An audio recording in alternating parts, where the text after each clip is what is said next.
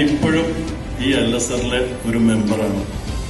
വളരെ അഭിമാനത്തോടു കൂടിയും സന്തോഷത്തോടു കൂടിയും ആണ് ഞാനത് പറയുന്നത്.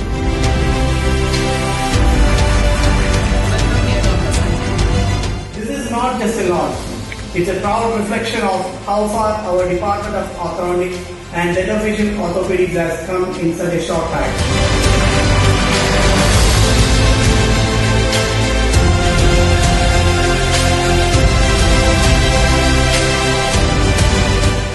Let us move forward together, learning, innovating and excelling in our mission to serve both education and society with distinction. Thank you.